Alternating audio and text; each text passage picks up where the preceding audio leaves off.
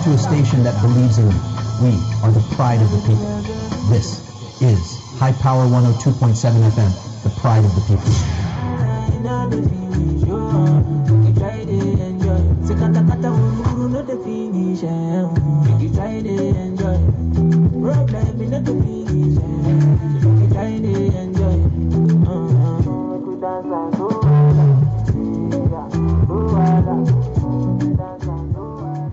Yes, a very beautiful afternoon right here from studios of iPower 102.7 FM.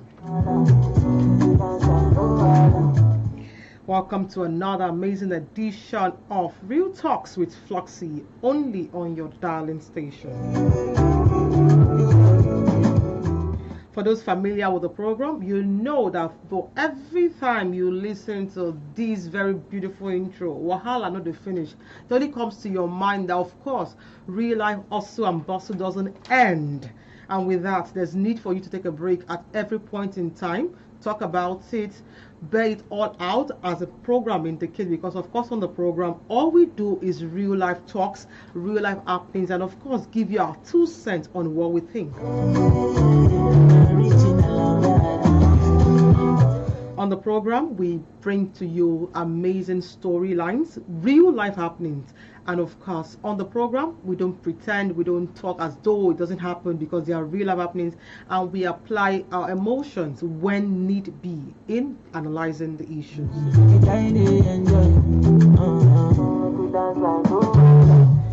I am your host, Florence Ibarra. My friends call me Floxy. You can call me Floxy too. And of course, always on the program, I have with me my amazing guest who is always yet to listen to the story beforehand and also give me our 2 cents on it. Please introduce yourself.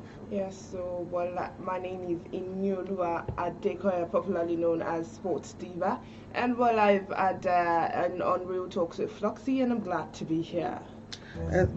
It's good to have you here. Thank you for coming. Thank you for having me. And of course, like I told you earlier, the program is Real Talks with Floxy. And of course, on the program, we feel free to bear it all out.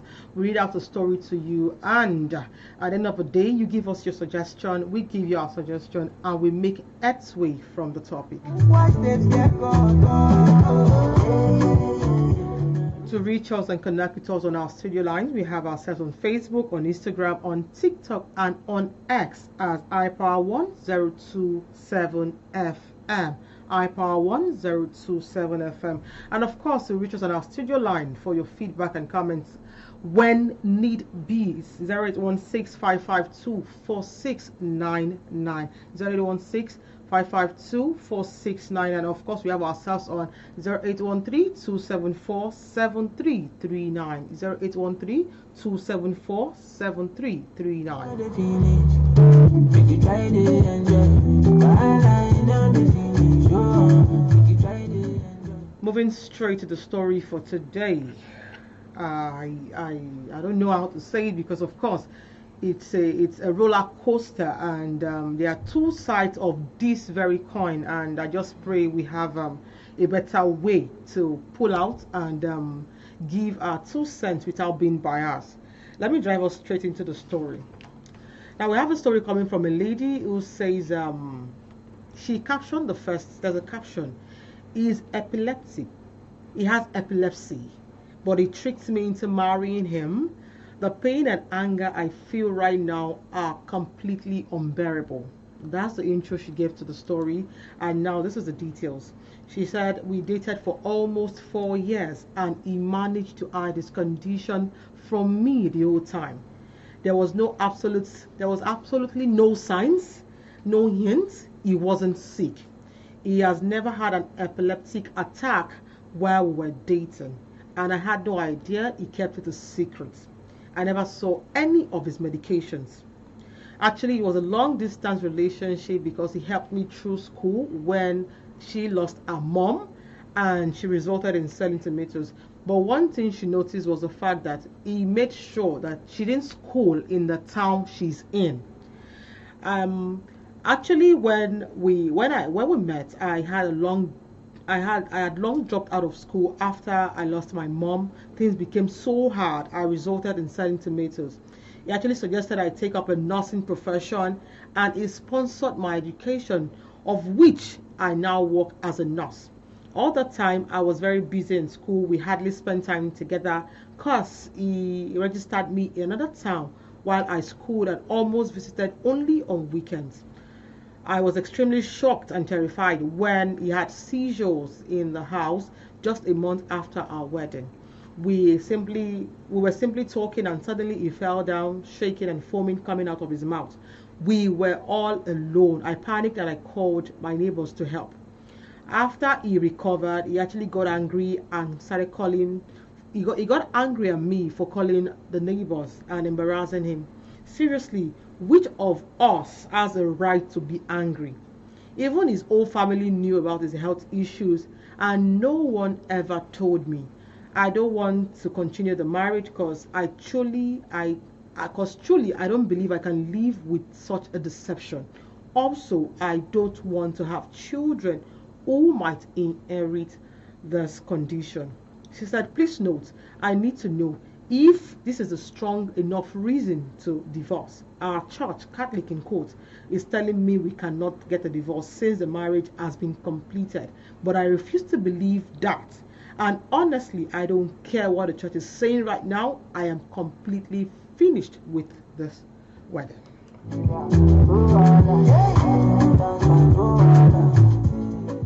For those just joining us, the program is Real Talks with Floxy, and that was a story I just read out to you of a lady who just got married. And from the story right up, she said she had no idea her partner was epileptic, being the fact that she studied away from home and mostly comes only on weekends. And she claimed that the man perfectly heeded that part of his health issues to her. So she had no idea, only to find out a month after they got wedded, and he had an attack. Of course, she panicked because she's seen it for the first time. Upon calling his neighbors and he was revived, he got angry that she had to call the neighbors, stating that she just embarrassed him. And now she's saying, what am I supposed to do? Who has the right to be angry? Do you even have the place of being angry? This is a matter of deception. You're not even handling it the way it should be. Now you're telling me I'm embarrassing you, and now she's saying she's done. Like she doesn't see herself going into it. She doesn't think she can pull through, and fortunately maybe have kids that might actually have one or two symptoms from it. So that's what we have for today. You can call on the studio line, of course, 0816 6552 4699. 0816 552 4699. Is she justified for wanting to leave the marriage barely a month? Is the man justified for keeping that part of him away from her? Also, he actually asking her to study nursing.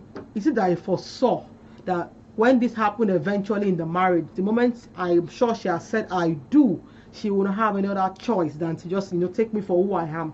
And of course, should that be the case, 0813-274-7339, 0813-274-7339. That's the studio line to join us on this very topic. Who is at fault? Should the woman have placed more conscious effort? Should a man have actually heeded that part of his life, which is very crucial and very, very important from her? Does she have a right to call it quit just a month into the wedding? Ini, what do you think? Yes. Now, the first thing is the fact that the man did it. There must have been a reason. Okay. Maybe he has had previous relationships where he told them and they were like, I can't sit with this, I can't do this. Okay. And he sponsored her through school. That is enough to show that he actually loved her. But he should not. I feel like he should not have hid that fact that he was epileptic. Now, if he didn't hide it, there's a probability she would not marry him. Mm-hmm. So I feel like he should have at a particular point in time, he should have, okay, babe, we want to get married, or this is what is up with me, or that is when she will not decide, okay, I want to get married to you, I do not want to get married to you. When the foundation is built on lies, I feel like there is nothing that can sit on that kind of foundation. Now, as for the woman, the whether it's a room for divorce or whether it's enough for divorce, I feel like the amount of love she has for the man will determine whether she wants a divorce or not. Do you actually think love can play any major role given this instance? First off, you know for a fact, fine. I'm not saying it's not possible. He had different relationships, and of course, everyone has a right to say yes and no. That's true. You can't start a journey you cannot end. So that still gives the right for the lady to be able to say, okay, this is what you're going through. Yeah, I can't deal. That is, it's a personal choice. Okay, now now let's even leave that aside first, because that doesn't even look like the bowl of contention. The fact that he got revived and he was angry. He should not be angry Because he had no right to be angry, actually. Okay. I beg to ask. She's not aware. She's seeing it for the first time. Seeing that kind of condition, and she's scared. And the only way to get you up is to actually call for help. She would have been able to undo it alone, seeing all those kind of stuff. And do you think emotional blackmail, is that what they call it, comes to play in that context, or is just trying to use this strong head and just want to? I feel like it's just his ego at play. Because at that particular moment in time, if he were in our shoes, he would probably have done the same thing. So there is no justification for him getting angry. That one is, he should not have been angry. That move he took was wrong. The first thing he should have done was apologize. That would have been a starter. Do you even know that if he actually came bearing it all out from the beginning, the lady will be conscious of who and who to call for help. What to even do in that kind of situation? Because she will have seen it over time and know how to maneuver. What drug to take? I feel like that epileptic event, that trigger, it can be cured. Sure. Yes. Or managed. And she's a nurse. So the thing is, if he had told her in the initial stance, she would have, okay, this is what we are going to do. We are going to place you on these medications. Let's go and meet this doctor. But the fact that he didn't tell her means he didn't trust her enough to keep that secret with her. Then why go ahead to make a lifetime commitment with somebody you don't think? No, ordinarily, I think he saw it from his own point, his own lens. Yeah. If I were to be 1 2, I might not stay in the union. I will not. So he was trying to gamble it through. That, okay, let me just sponsor her, so that the world will actually say maybe I tried my best, and of course get my back, because I was going through comment section and I was dumbfounded. Most people were saying that she for him to have sponsored means that he sponsored her to be able to take care of him. What kind How of does that? Okay, now let me take you through this conversation. So we have from Olamileko. He said a marriage based on lies and deceit. If it was the woman that could not conceive and hide it from the man, will you advise him to say? Anyway, you can forgive him and look for a solution together. But if you break up with him, in his own opinion, you are right and nobody should blame you. I think that's the point. That's it. Because truthfully, if it were to be the other way around, in fact, not being able to conceive right now, maybe having a child outside, or maybe having STDs or something like that. That's even still maybe fair. Maybe, have you seen men that will tell you, she didn't tell me she had a child? And the lady will be saying, because I don't want to lose you. Exactly. And that will not still be enough ground for them to say, okay. No. You understand? Yes, so I think, I am saying that the first things first is, regardless of what it might be, and the fact that you pull through, you're able to, invest your money. You should be able to know, okay, however it may be, this attack would definitely come one day. Obviously. And she would be there. No, she would know. Imagine you are out on an event, for instance, now, and it's something like that publicly. It will beg to ask a question. But madam, are you not aware? No. Because they will tell her that, madam, take care of your husband now. Don't you know about? And she'll be confused. Then they were asking, okay, how come you are not aware? You are in the marriage for how many years and you're not aware your husband is epileptic? Okay, now let's take another look at the point where I raised when people in the comment section were saying that for him to actually make sure you studied nursing, he had foresaw the future, and is aware For self. that and is aware that one day I would need you to take care of me. Without telling her he was sick. Okay.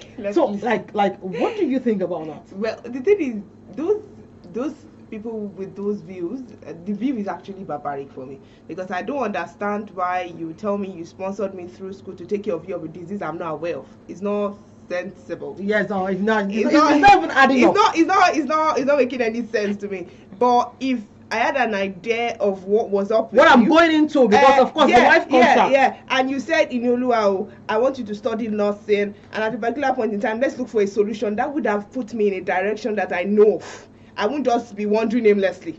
Now, at a particular point in time, I'm done with nursing, and okay, the comment sections are telling me that I'm asking for advice. The comment sections are telling me that okay, you sponsored me through school to come and take care of the epilepsy I did not know anything about. Okay, that's another angle though. Now, going forward to the church, the church is saying, you know, many a times we have had issues whereby church contributes to the level of domestic violence some women encourage or bear in their marriages. Now, let me take this comment before I go into the church aspect. Now, no church accepts marriage based on deceit. Now, but it is up to you to forgive or not. How can one contract marriage without opening up on serious health issues? You understand it now? So the church now saying nothing can be done because the marriage is concluded. Is that being fair to the lady or to the man? Or I don't know, how do you see it, the church saying, not even trying to give fault to who has the fault? Okay, you as a man, you should be able to say what you're going through. If she's really going to be into you, she's going to be into you, but not saying there is nothing they can do. I feel like in that situation it has to do with a lot of knowledge. Okay. Now, the church, naturally, you would know that the church doesn't allow divorce. Yes. No. So, if you are going to present that case, you are presenting it, okay, I want to leave him alone. The church will not come from a place of, okay, divorcing. Even the way and manner, I think she would have said it would be from anger, bitterness, betrayal. Yeah, the church will first try to calm you down and look for solutions that will make it possible for the children not to suffer ripple effects. Is there really a way out of that? I feel like if the man was the first notion, the first thing that will make us know that this man is the fact that he was angry. Now, if the man is a person that is sensible enough and can do this sensible conversation, I feel like they should discuss it, and he should apologize. If he doesn't apologize and give her ways that he will go forward from now. Okay, like let's say from now on, we will do this. So from now on, I will always try to do this. So from now on, this and this and that. Take steps to make things better. I feel like they will be stuck on one position, or it may even lead to breakage of the marriage. Okay, let's take this one from Ejiro. Ejiro says, "Remember, you are a nurse." This is where I was coming from. Like, remember, you are a nurse. Probably why he made you go through nursing is so you can help salvage him. Okay. Please help him. Don't do it from afar. He has been of help, so try reciprocate the need that he needs you more. Like what Ejiro is saying now is that the need for her to have studied nursing was probably to salvage him. I feel like how do you help someone that never made it clear that they needed help? The thing is, I feel like all these comments that are telling her that she was a nurse to take care of him, they are coming from a place of pity. Okay, now I'm taking it personal though. Why did he not pity her? That's the problem. You understand the system. Now, when you understand the system, you know that naturally favors the men more than the women.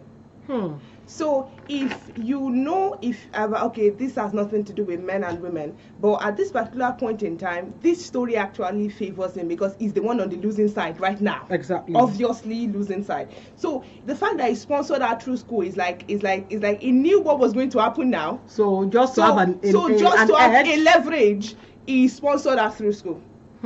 Now, the choice to forgive him is entirely on her.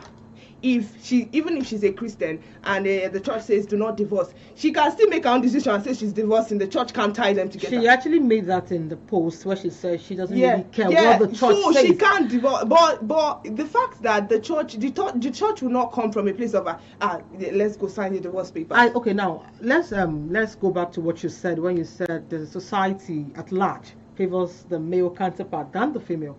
I think if they had actually brought it down to the point that this lady is a victim.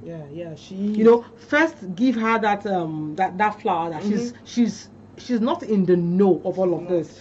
Then try to understand from our point perspective that okay, I cannot do this because I was not informed. Then try to pacify our emotions. That's now nice. Then the man on his own try to beg than saying you are embarrassed. Don't get like angry. How Beg. can you be? You can't want to form or want to be in a mood when you're at fault. You beg. Now let's see this one very lastly from Choma. Choma says, please don't leave him. God has a purpose for both of you. What if you were in his shoes? If he leaves you, would you like it? Please God wants you to bring. Okay, now let's just leave God out of this. Like no, I'm not literally saying saying leave God in quotes, because the man had a choice.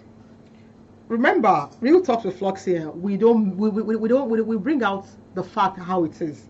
Now the man had time, he had opportunities, he had avenues. Even the moment he was preaching nothing, he could have just said, because I have this, because I might need this. There must have been an avenue for I mean, you had time. Not until she found out.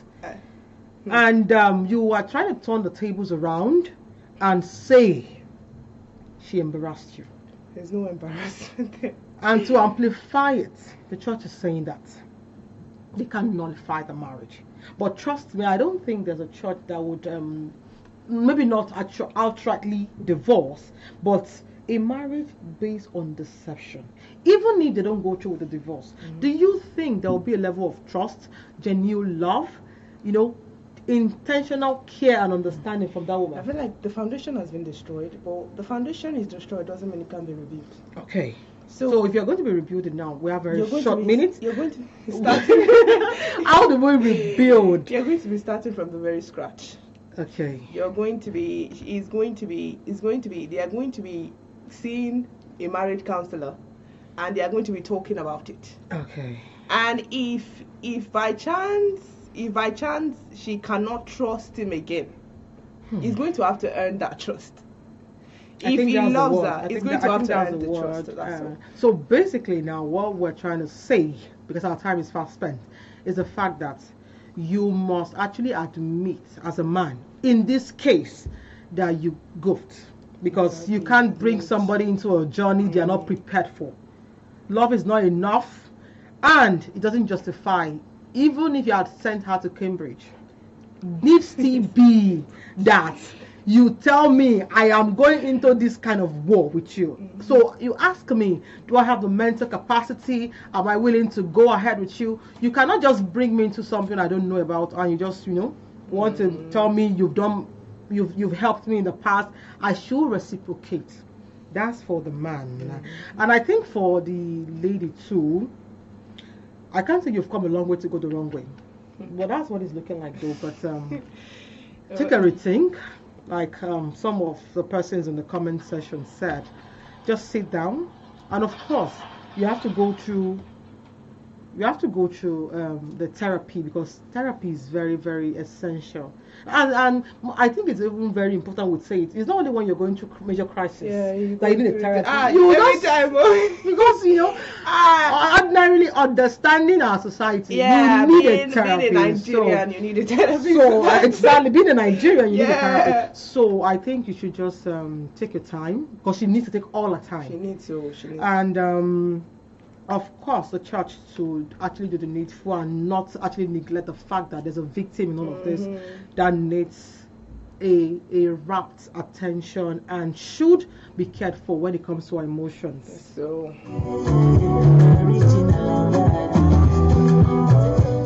yes, many thanks to everyone that has listened and to our audience at home for always tuning in on a Tuesday like this to join us on Real Talks with Floxy, because of course on the program we bear it all out the way it is. We read out, we read out to you real life happenings, and we say it as it should be, given forth to whoever, where it comes to. And with that, we'll be drawing the curtains for today's program.